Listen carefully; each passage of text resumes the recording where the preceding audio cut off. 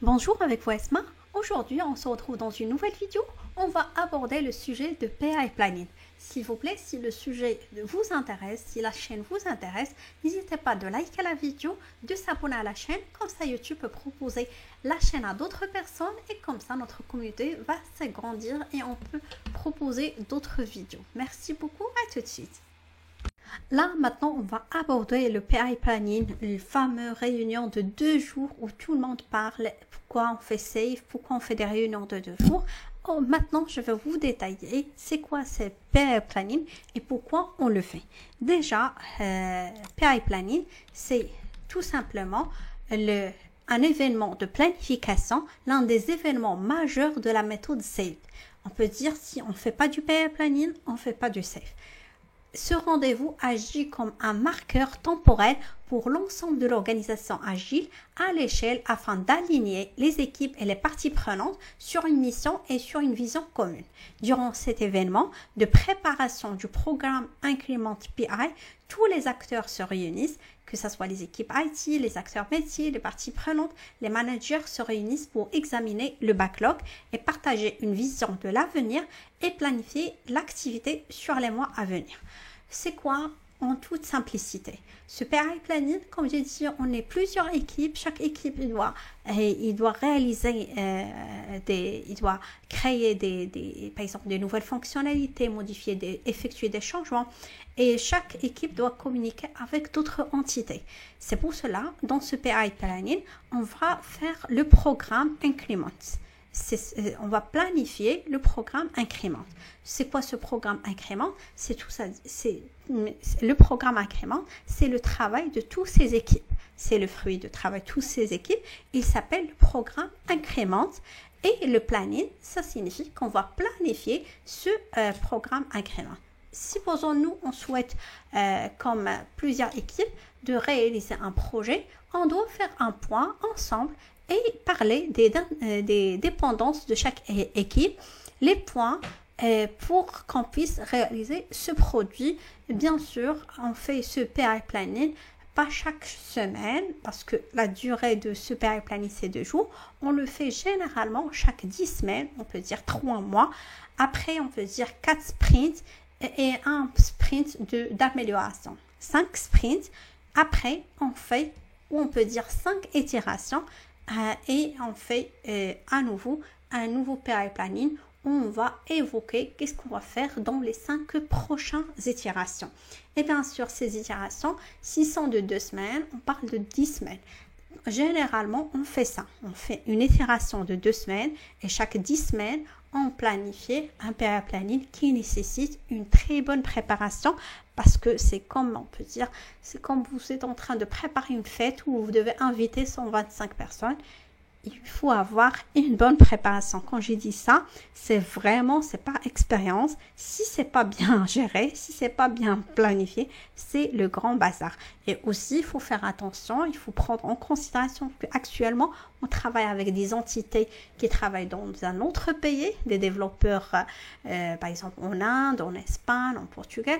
Il y a le décalage des horaires, c'est pas grave, mais ils ne sont pas avec nous en même salle. Dans ce cas, on doit prendre aussi les enjeux de audiovisuel pour que les équipes arrivent à communiquer avec les personnes qui sont dans une salle pour qu'on puisse échanger et synchroniser avec les équipes qui sont à distance. Et même parfois, nous, on travaille, par exemple, en présentiel, mais on a des jours où on préfère rester en télétravail. Mais le PI Planning, de préférable que vous soyez sur site, sauf pour les personnes qui a, par exemple, des contraintes de trajet ou des contraintes personnelles qui n'arrivent pas à être sur site. Dans ce cas, ils peuvent suivre le PI Planning à distance.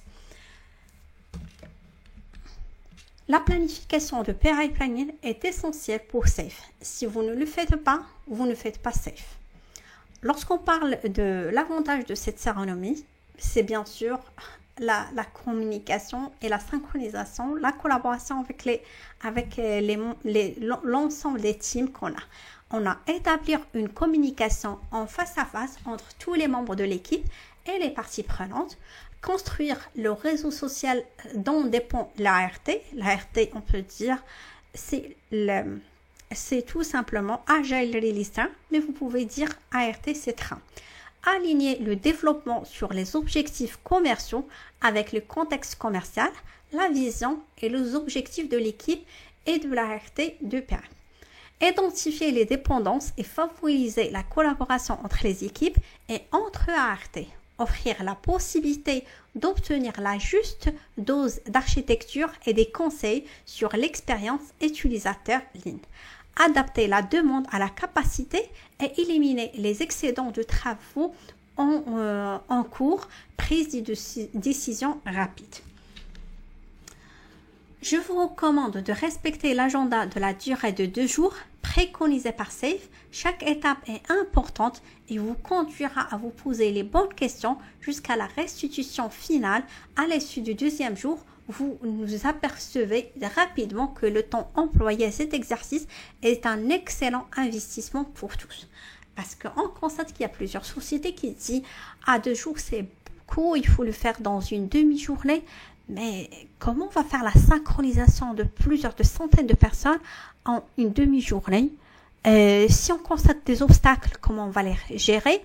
Et aussi, je préfère que ça soit sur 2 jours que ça soit sur des demi-journées chaque semaine, parce que ça, c'est la vraie perte de temps. Je préfère qu'il soit cadencé sur 2 jours et c'est bon, on a ce qu'on sait. Voilà ce le programme incrémente pour les 2 semaines qui vont venir. Et on a synchronisé avec les autres équipes. On peut commencer le travail au lieu à chaque fois qu'on fait des réunions par-ci par-là de 2 heures pour travailler le PI planning. Ça, c'est une mauvaise habitude, mais même si vous dites non, on peut pas caler 2 jours pour faire le PI planning, mais le mieux de respecter ces 2 jours pour le finaliser. Votre programme incrémente en 2 jours. Voilà le PI planning. On a plusieurs personnes autour des tables différentes, chaque équipe autour d'une table. On parle de notre produit incrémente, de ce qu'on va faire au niveau de l'itération. Et s'il y a des dépendances, on va discuter avec les autres équipes. Et bien sûr, on va planifier ensemble, on s'engage ensemble et on travaille ensemble. Lorsqu'on parle de PI planning, un événement de planification réussi produit 2 résultats principaux. Objectif de PI engagé, chaque équipe crée un ensemble d'objectifs SMART avec la valeur commerciale attribuée par les propriétaires d'entreprise.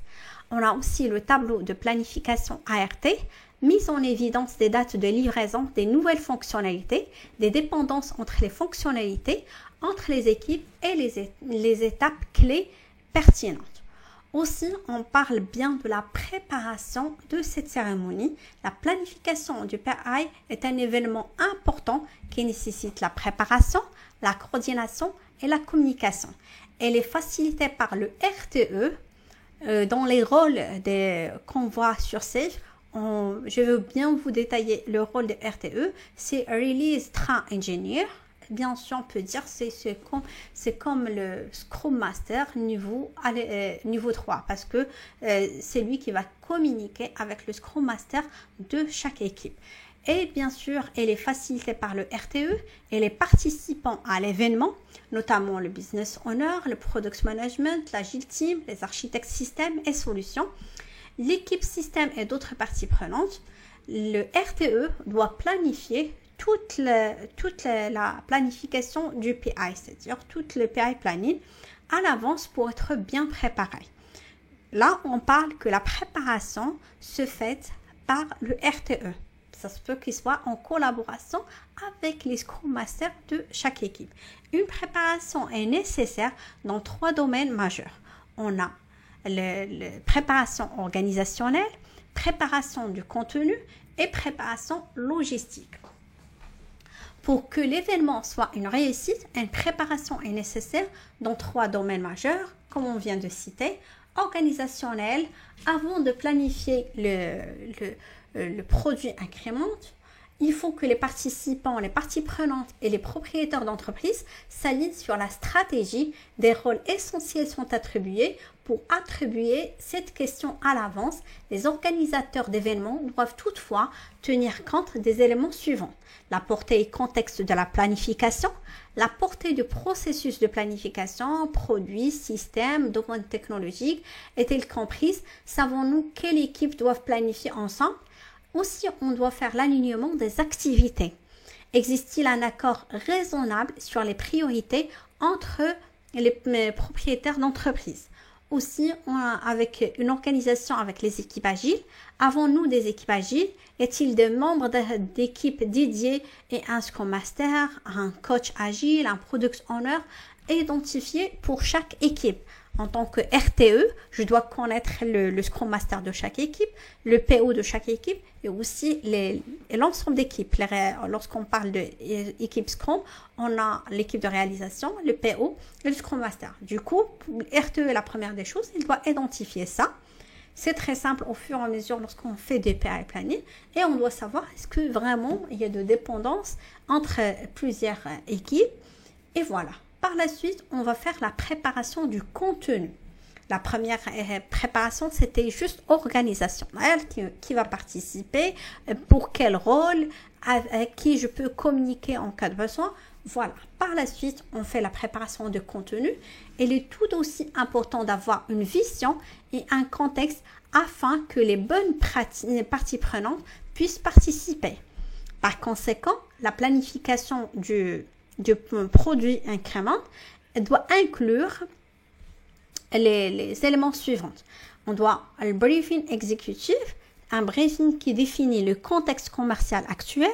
Aussi, on parle de briefing préparé par la direction de produits, comprenant les 10 principales fonctionnalités du backlog du train et aussi une présentation réalisée par que ce soit un responsable, l'architecte entreprise ou l'architecte système pour communiquer des nouveaux facilitateurs, fonctionnalités et les exigences fonctionnelles ou non fonctionnelles. Par la suite, on a préparation logistique. Lorsqu'on parle de 125 personnes, c'est comme vous êtes en train de préparer une fête, par exemple, fête de musique, c'est comme vous êtes en train de préparer un mariage. Il y a beaucoup de personnes, on doit savoir où chaque équipe va installer, les personnes qui vont être à distance, tout ça. Préparer un événement pour accueillir un grand nombre de participants n'est pas une mince affaire. Cette préparation peut inclure la sécurisation et la préparation de l'espace pour une planification physiquement colocalisée pour les participants distants ou une planification du PI entièrement distribuée. Cela comprend également l'investissement dans l'infrastructure technique nécessaire. Les éléments à prendre en compte sont les suivants. Le lieu, chaque lieu où la planification a lieu nécessite une préparation à l'avance. Technologie et outils, on a accès en temps réel aux informations, aux outils pour soutenir la planification distribuée ou les participants à distance. Aussi, on a les canaux de communication, les canaux audio, vidéo et de présentation principaux et secondaires doivent être disponibles. Par la suite, on doit préparer, voilà un exemple d'agenda pour le PI Planning. On a le Business Context, Product Solution Vision, Architect Vision and Development Practice. Tout ça, on va le détailler. Par la suite, on va continuer la compréhension du PI Planning et sa réalisation. On va voir aussi l'agenda qu'on doit respecter pour planifier et pour dérouler le PI Planning. Là, vous voyez qu'on a un agenda pour un type de PI planning, c'est-à-dire un agenda qu'on doit respecter tout au long des 2 jours de PI planning. Comme vous voyez, on a l'agenda, c'est là, c'est le template, mais à vous de l'ajuster comme vous voulez. On a sur 2 jours, vous voyez day 1, day 2, mais par exemple, si votre équipe ne peut pas venir à 8 heures, c'est pas la peine de commencer le PI planning à 8 heures. Vous pouvez le commencer par exemple à 9 heures, à 9h30, comme vous voulez. Et bien sûr, ça, c'est à ajuster selon l'équipe qui vont participer à votre PI planning.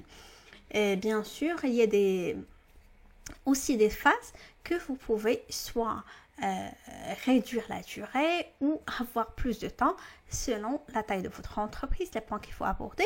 Par exemple, au niveau du business context, si vous ne voyez pas qu'il y a des réunions, des choses à annoncer pendant ce PI planning, ce n'est pas la peine de faire 1 heure. On peut faire, ça se peut qu'on peut faire l'ouverture de ce PI planning en une demi-heure. On peut donner le contexte de quoi on va travailler pendant ce PI planning et on peut démarrer ce PI planning. Voilà. Le premier jour, on va voir qu'on a le contexte commercial, on peut dire un responsable, un dirigeant ou une personne, un cadre supérieur qui va décrire l'état actuel de l'entreprise, partage la vision du portefeuille et présente une perspective sur l'efficacité avec laquelle les solutions existantes répondent aux besoins actuels des clients. Par la suite, on va aborder le Product Solution Vision, où on parle de la vision du produit et de la solution. C'est / on peut dire la vision de solution ou la vision de produit. C'est la gestion des produits présente, la vision actuelle généralement représentée par les 10 principales fonctionnalités à venir. Il met en évidence les changements par rapport à l'événement de planification du PI précédent et les étapes importantes pertinentes. Par la suite, on a la vision de l'architecture et les pratiques de développement. On a l'architecte système qui présente la vision de l'architecture. De plus, un responsable de développement senior peut introduire des changements favorables à Agile dans les pratiques de développement telles que l'automatisation du test, DevOps, l'intégration continue ou le déploiement continu que les équipes adoptent dans les prochaines PI. C'est pour cela, comme j'ai dit, ça peut prendre 1 heure, mais si on n'a pas des choses à développer ou des changements à annoncer aux équipes, on peut faire court, mais on peut dire 1 heure, c'est suffisant parce que lorsqu'on travaille dans des domaines avec Safe, ça se peut que tout ça c'est nouveau pour les personnes, de parler sur DevOps, plusieurs livraisons dans la même journée, l'intégration continue, déploiement continu, aussi l'automatisation des tests pour gagner du temps, au lieu de faire des tests manuellement, on doit les automatiser. 1 heure, on peut dire, c'est bien. C'est pour cela, je vous dis, le PI planning, vous allez dire que c'est long pour 2 jours, mais lorsqu'on va découper ce qu'on fait, c'est très bien et c'est efficace de le faire en 2 jours. Par la suite, on a une partie, on va faire le contexte de planification et déjeuner. C'est là où on a le RTE qui présente le processus de planification et les résultats attendus. Par la suite, on peut dire qu'on a la séance de travail d'équipe numéro 1 parce que le lendemain, on aura aussi une séance de travail. Là, lors de ces séances, les équipes évaluent leur capacité pour chaque itération et identifient les éléments du backlog dont ils auront probablement besoin pour réaliser les fonctionnalités. Chaque équipe crée des projets de plans visibles partout, itération par itération. Au cours de ce processus, les équipes identifient les risques et les dépendances et dirigent leurs objectifs PI initiaux.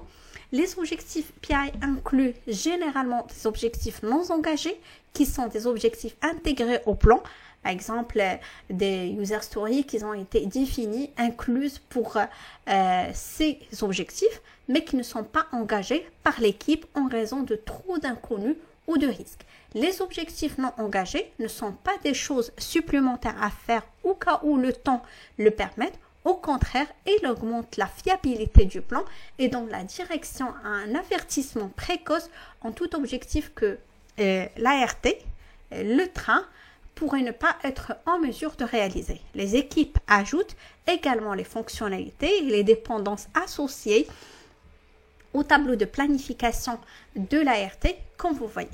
Chaque équipe va noter les fonctionnalités qu'elle va faire et par la suite, on va voir est-ce qu'il y a des dépendances avec les autres équipes. Par la suite, on a l'examen du projet plan. Au cours de l'examen du projet de plan, dans un délai très serré, les équipes présentent les principaux résultats de planification qui comprennent la capacité et la charge, les objectifs de projet du PI, les risques potentiels et les dépendances, et aussi les PO et la gestion des produits et les autres équipes et les parties prenantes examinent et fournissent des commentaires. Par la suite, on va passer à l'examen de la direction et résolution du problème. Les projets de plan présentent probablement des défis tels que la portée, les contraintes en termes de personnel et de ressources et les dépendances.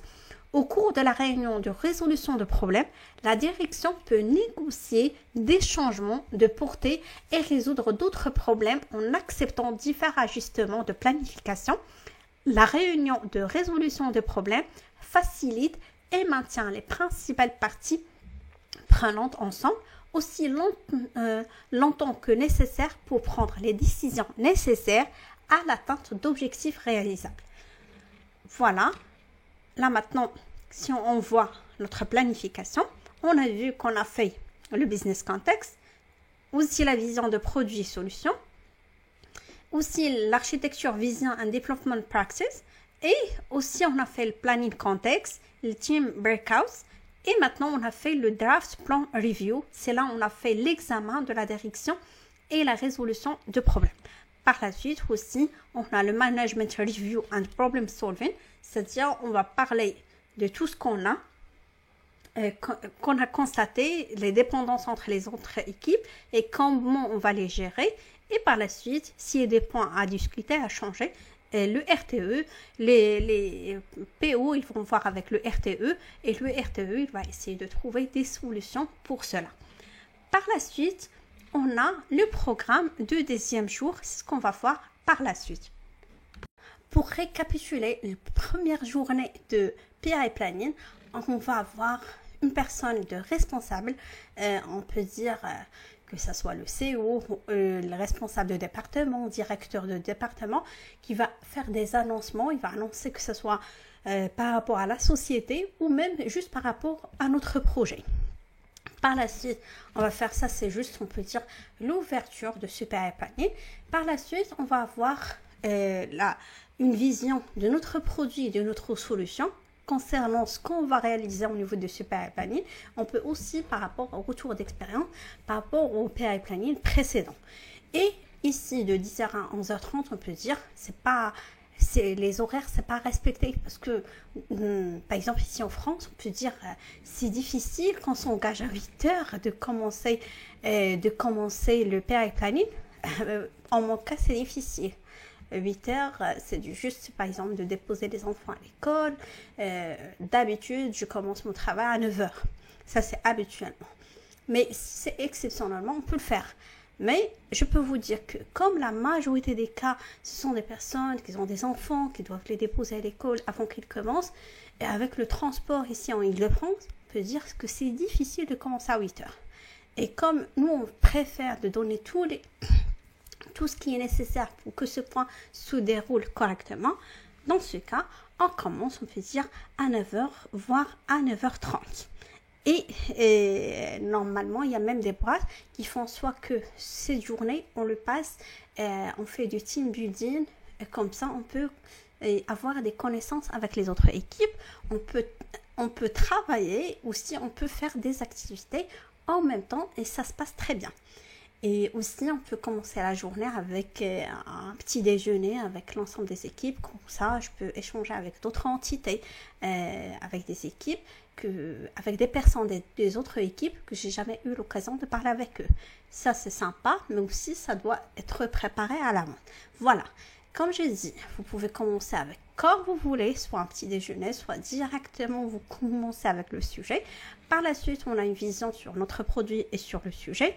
Par la suite, on a un point avec quelqu'un de technique, soit architecte technique, soit ingénieur de l'équipe de développement, qui va nous annoncer de ce qui se passe sur le marché et les technologies qui peuvent nous aider. Ça se peut aussi une personne qui a déjà travaillé dans le domaine du test, qui va nous donner les tips, les bonnes pratiques pour avancer et aussi tester le plus tôt et tester efficacement.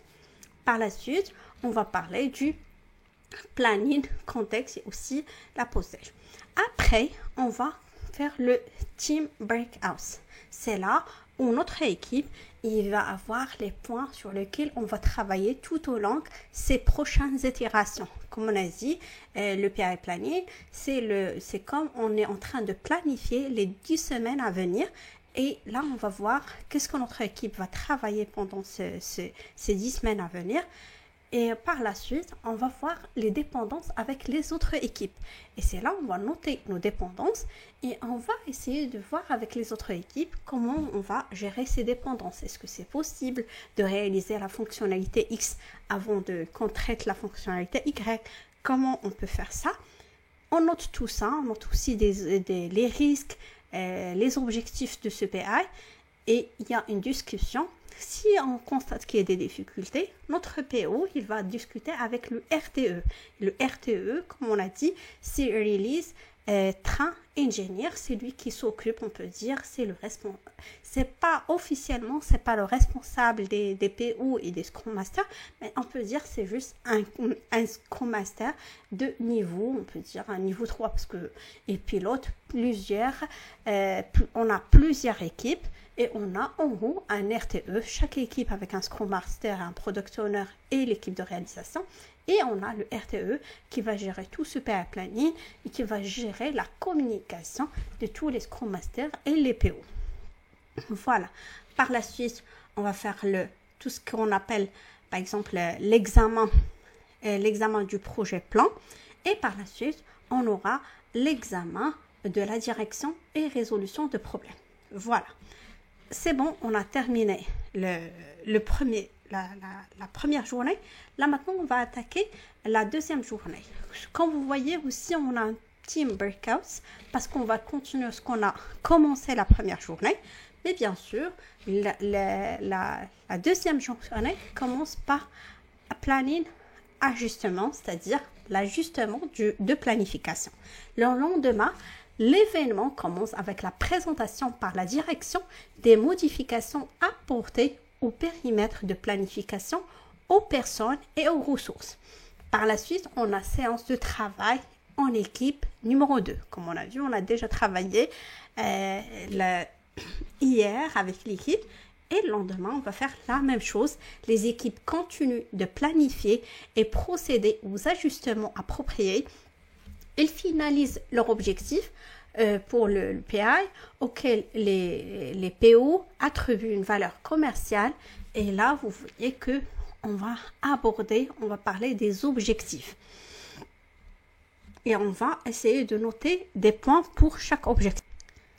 Par la suite, après ce travail, on a le final plan review and lunch, c'est-à-dire l'examen du plan final et déjeuner, où on va voir que toutes les équipes présentent leur plan au groupe au cours de cette session. À la fin du créneau horaire de chaque équipe, l'équipe énonce ses risques et ses obstacles et fournit les risques pour le RTE pour une utilisation ultérieure dans l'exercice de l'année. L'équipe demande ensuite au PO si le plan est acceptable. Si le plan est accepté, l'équipe apporte sa feuille d'objectif du PI devant la salle afin que chacun puisse voir les objectifs globaux se dérouler en temps réel. Si les PO ont des inquiétudes, les équipes peuvent ajuster le plan pour résoudre les problèmes identifiés. L'équipe présente ensuite son plan révisé. Par la suite, on a les risques ART de PI. Voilà, la durée c'est 1 heure. Lors de la planification, les équipes ont identifié des risques et les obstacles qui pourraient avoir un impact sur la capacité à atteindre leur objectif. Ceux-ci sont résolus dans un contexte de gestion plus large avant l'ensemble du train. Un par un, les risques sont discutés et traités avec honnêteté et transparence, puis regroupés dans l'une des catégories suivantes.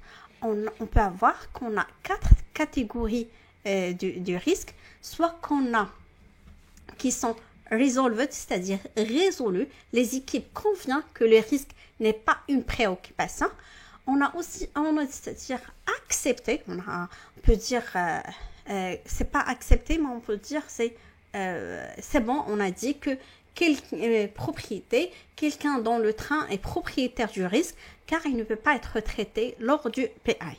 Par la suite, on a le risque qui est de type accepté. Certains éléments sont simplement des faits ou des problèmes potentiels qui doivent être compris et acceptés. Et par la suite, on a des risques qui sont, on peut dire, atténués. Les équipes identifient un plan pour réduire l'impact du risque. Voilà, on a 4 types, on a résolu, c'est-à-dire on a réussi à résoudre. On a des types où on a dit que c'est accepté et c'est bon, on va prendre la décision de les accepter parce que soit qu'on doit trouver juste une solution de contournement, soit que effectivement il y a un problème, mais actuellement on peut rien faire. C'est pour cela on l'accepte et aussi qu'on a des problèmes qui sont, on peut dire, owned, c'est-à-dire voilà, quelqu'un il va prendre la responsabilité de traiter ce risque et il va le résoudre et aussi atténuer les équipes, identifier un plan pour réduire l'impact. On ne peut pas dire qu'on va le résoudre, mais c'est juste réduire l'impact de ce risque. Et par la suite, on a la vote de confiance. Lorsqu'on revient ici au niveau du schéma, on a confidence vote. Normalement, ça prend 15 minutes, ça peut déborder parfois, mais généralement, c'est 15 minutes. C'est là, on peut dire, vote de confiance. Une fois les risques du PI traités, les équipes votent sur leur confiance dans la réalisation de leur objectif de PI d'équipe. Chaque équipe procède à un vote en utilisant soit juste les doigts, ou un outil numérique si on est à distance, pour les événements à distance. Si la moyenne de 3 doigts ou plus, la direction doit accepter l'engagement. S'il est inférieur à 3 doigts, l'équipe retravaille son plan. Toute personne vote avec 2 doigts au moins doit être autorisée à exprimer ses inquiétudes. Ces inquiétudes peuvent s'ajouter à la liste des risques, nécessiter une replanification ou fournir des informations. Une fois que chaque équipe a voté, le vote est répété pour l'ensemble de l'ART. Chacun exprime sa confiance dans le plan collectif. Comme vous voyez, l'ensemble des personnes ils vont voter avec selon ce qu'ils voient. Si c'est plus que 3 doigts, c'est bien. Si c'est moins de 3 doigts, c'est que la personne a des inquiétudes, il voit qu'il y a des risques. Et il faut quand même voir ses inquiétudes et si nécessaire retravailler les risques identifiés. Mais dans la majorité des cas, comme on a travaillé en collaboration et on communique avec les autres équipes et que c'est la fin de la deuxième journée, dans la majorité des cas, on essaie de donner plus que 3 doigts. Et ça, c'est par expérience, mais tout le monde a la possibilité de choisir, de noter comme il veut, parce que ça s'appelle vote de confiance sur ce qu'on va travailler pendant ces 10 semaines. Voilà, il a la possibilité de choisir plus que 3 doigts ou inférieur à 3 doigts. Par la suite, on a la refonte du plan. On arrive à la fin du problème, du programme du PI Planning. On a le plan rework. C'est là on a la refonte du plan. Et comme j'ai dit, ça dépend parce que ici, on n'a pas la durée parce que vraiment, ça dépend de la vote de ce qu'on a voté. Et c'est pour cela, comme tout le monde qu'on essaie de terminer cette cérémonie le plus vite, avec aussi, s'il y a des team building, on peut attaquer des team building. Dans ce cas, on essaie de donner une note de vote comme ça, correcte. On essaie de suivre, de faire d'autres choses. Voilà, dans la refonte du plan, si nécessaire, les équipes ajustent leurs objectifs jusqu'à ce qu'ils soient suffisamment confiantes. Cette planification supplémentaire est une occasion où l'alignement et l'engagement sont plus valorisés que le respect d'un calendrier. C'est pour ça qu'on ne sait pas quand est-ce qu'on va le terminer. Voilà, on arrive à la fin de la deuxième journée, à la fin du PI Planning. On va voir le planning rétrospectif and moving forward, c'est-à-dire le rétrospectif de planification et progression. Voilà, enfin, le RTE mène une brève rétrospective de l'événement de planification de ce PI pour capturer ce qui s'est bien passé, ce qui n'est pas bien passé, aussi les points à faire pour les prochains PI. Voilà, à la fin, on a un rétrospectif qui va être annoncé par le RTE. Voilà Quand vous voyez ces 2 jours, ici, quand vous voyez, on peut commencer à 8 heures, on termine par exemple à 14h30, ou on peut dire qu'on a l'après-midi, après le petit-déj, après le déjeuner, on peut dire qu'on a l'après-midi qui est libre.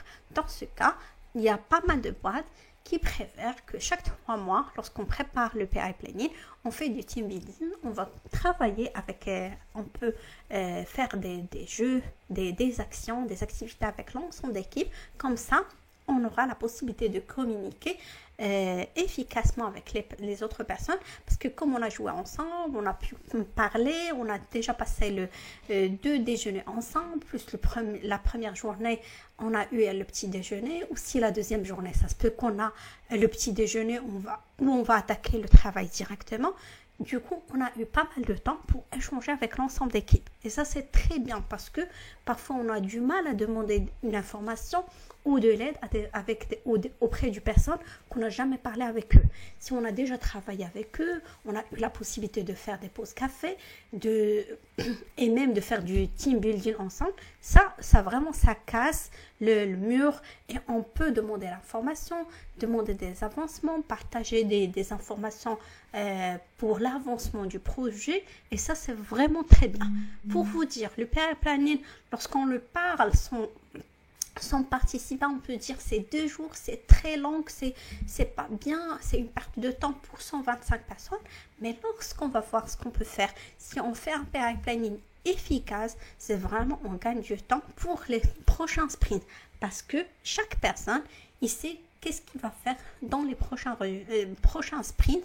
Itération sont à chaque fois qu'on fait des points et des points de communication avec les autres équipes, surtout lorsqu'on a plusieurs équipes. Si on veut juste faire des points de communication pour chaque équipe, ça peut prendre un temps fou. Voilà, elle est efficace, certes ça prend du temps, mais c'est un point qu'on va aborder tous les points communs qui nous évitent plusieurs réunions par la suite.